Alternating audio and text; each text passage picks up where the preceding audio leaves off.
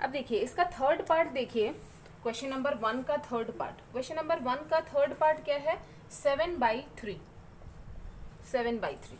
7/3 को अगर हमें मिक्स्ड फ्रैक्शन में करना हो तो कैसे करते थे हम?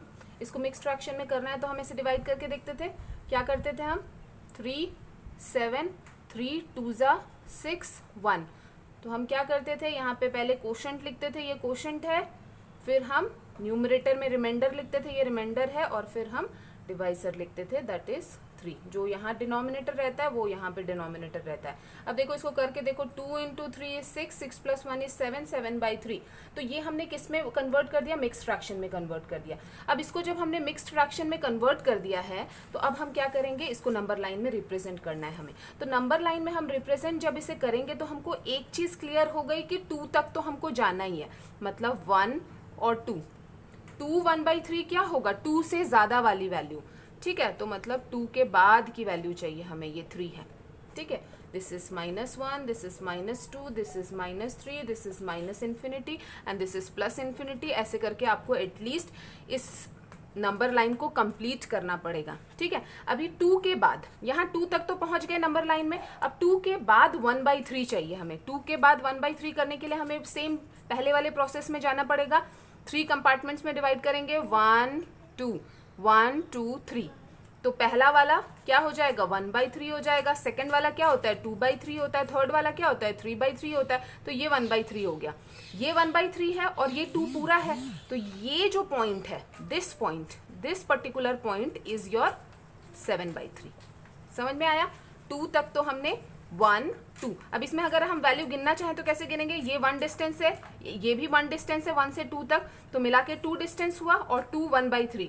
2 + 1/3 को करके देखिए, दिस इज 7/3, ठीक है। इसके बाद जो है फोर्थ केस क्या है? 22/7। फोर्थ केस में भी अगेन हमारे पास क्या है? फोर्थ केस में भी हमारे पास क्या है? 22/7। इसको डिवाइड करके देखिए, 22/7 को 7 22 7 3 21 एंड क्या बचा? रिमाइंडर 1। तो अगर इसको मिक्स्ड फ्रैक्शन में कन्वर्ट करना है तो हम कैसे करते हैं? कोशेंट, रिमाइंडर और डिवाइसर। तो हम क्या करेंगे? कोशेंट क्या आया था इसका?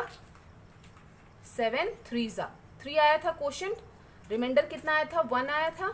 और डिवाइसर ये हमेशा जो डिनोमिनेटर में रहता है वही रहता है। अब इसको करके देख लीजिए, 7 3 21 21 + 1 इज 22 22/7। तो अब हमें इसका जब हम नंबर लाइन बनाएंगे तो एक चीज हमको कंफर्म हो गई है कि 3 के बाद वाली वैल्यू देखनी है हमें। 3 तक तो हमें कंफर्म है कि वो 3 तक तो जाएगा, 1 2 एंड 3, यहां तक तो ये जाएगा ही जाएगा। इसके बाद की वैल्यू है, मतलब 3 से 4 की कोई वैल्यू है, बीच की वैल्यू। तो अब 3 से 4 के बीच की वैल्यू क्या होगी? तो ये जो 1/7 को हम जैसे करते हैं, जैसे हमने 1/3 को किया था, 1/3 को किया था तो हमने क्या किया था? जो डिनोमिनेटर 3 है तो 3 इक्वल पार्ट्स में से डिवाइड किया था, 2 से 3 के बीच को। अब हमें 3 से 4 को कितने इक्वल पार्ट्स में डिवाइड करना है? क्योंकि यहाँ पे डिनोमिनेटर 7 है तो हमें 7 इक्वल पार्ट्स में डिवाइड करना है।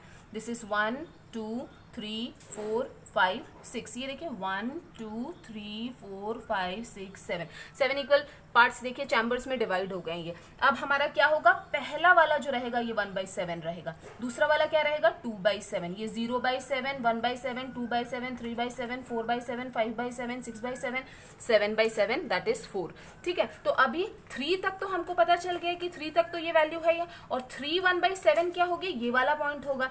तो इसको हम सीधा या तो लिख सकते हैं 3 1/7 और या फिर लिख सकते हैं 22/7।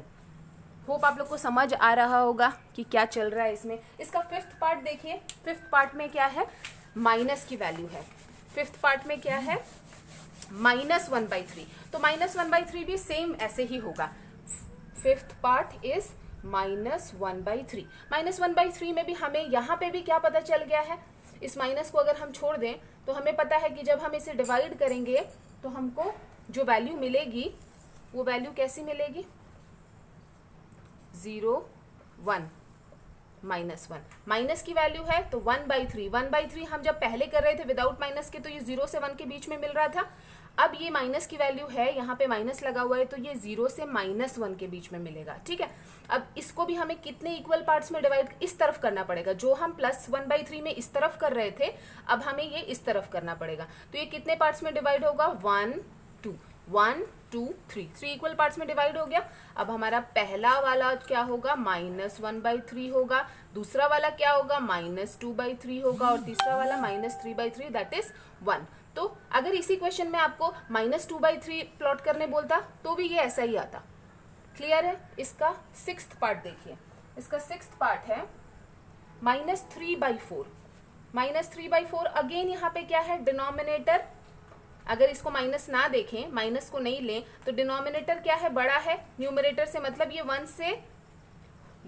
0 से 1 के बीच में ही लाई करेगा। और ये किस तरफ लाई, यहाँ पे माइनस ले दिया है, मतलब ये इस तरफ लाई करेगा, ठीक है, माइनस के साइड में लाई करेगा। तो 0, यहाँ पे मैंने -1 लिख दिया, यहाँ पे 1 लिख दिया, this is infinity, this is -infinity and this is +infinity. Okay, अब यहाँ पे हमें डिनोमिनेटर देखिए 4 है, मतलब हमें 4 इक्वल पार्ट्स में करना पड़ेगा। तो 1 2 3 1 2 3 4 4 इक्वल पार्ट्स में हो गया। पहला वाला क्या है, -1/4 है, डिनोमिनेटर सब में वही रहेगा। दूसरा वाला क्या है, -2/4 है। तीसरा वाला क्या है, -3/4 है, और फोर्थ वाला क्या है, -4/4 है, दैट इज -1। हमें कौन सा पॉइंट चाहिए, ये वाला पॉइंट चाहिए, तो हम इस पॉइंट को बोल देंगे दिस इज -3/4। और इसमें कौन सा पॉइंट था हमारा, ये वाला पॉइंट था, दिस पॉइंट इज -1/3। इसको थोड़ा सा सर्कल कर सकते हैं, यहाँ पे भी इसको थोड़ा सर्कल कर सकते हैं, सो दैट आपको दिखे कि हो क्या रहा है इसमें।